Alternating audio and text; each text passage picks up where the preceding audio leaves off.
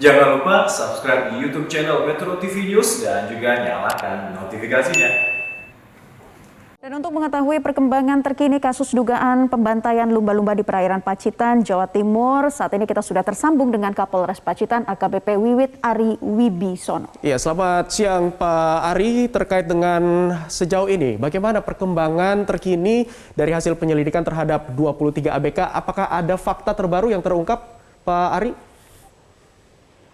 Ya, terima kasih.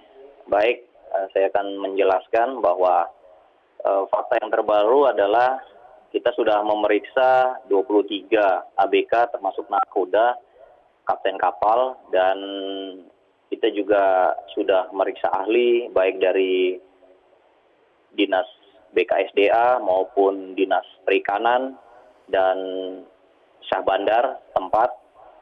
Dan kita dapati bahwa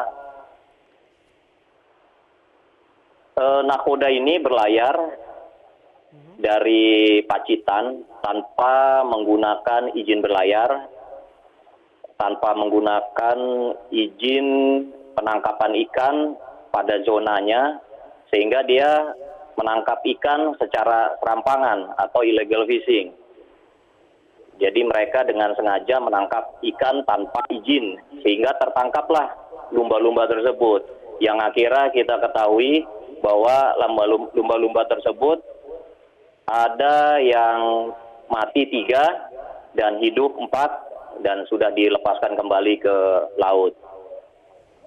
Dan dari hasil pemeriksaan pun kami agak kesulitan karena ada beberapa bukti chat maupun beberapa bukti video yang telah dihapus oleh nakoda. Baik, Pak Ari, tapi berdasarkan pengakuan dari para ABK ini seperti apa Pak berdasarkan dengan hasil penyelidikan? Ya, berdasarkan dari pengakuan dari ABK,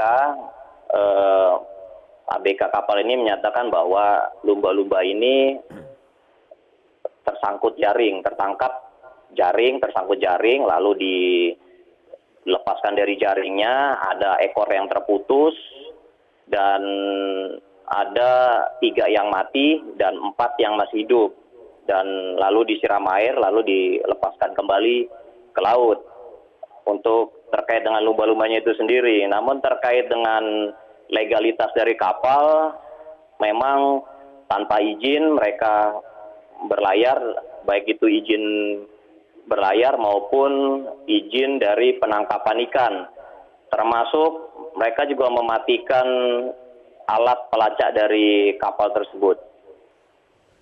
Baik.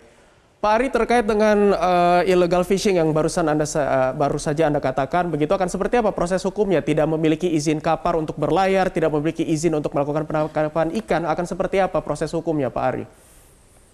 Ya, terkait dengan kapal, nakoda bertanggung jawab penuh akan kelayakan kapal. Kelayakan kapal itu mulai dari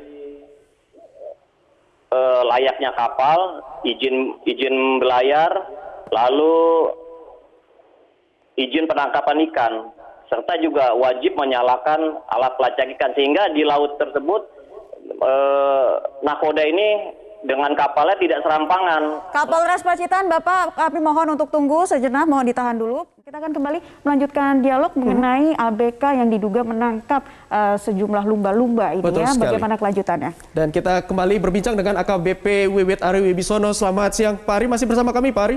Ya, baik, Pak Ari. masih. Baik, mungkin bisa dilanjutkan terkait dialog kita tadi yang sempat terputus sejenak. Sejauh ini bagaimana dengan pengakuan dari para ABK dan juga penyelidikan lanjutan dan juga status hukum dari mereka yang tidak memiliki izin untuk menangkap ikan atau illegal fishing? Ya, jadi dari hasil gelar bersama, Polres Pacitan bersama dengan BKSDA maupun dengan Syah Bandar, kita sudah menetapkan tersangka yaitu nakoda kapal atau kapten kapal yang mana telah memberlayarkan kapalnya dengan tanpa izin, baik itu izin berlayar maupun izin menangkap ikan.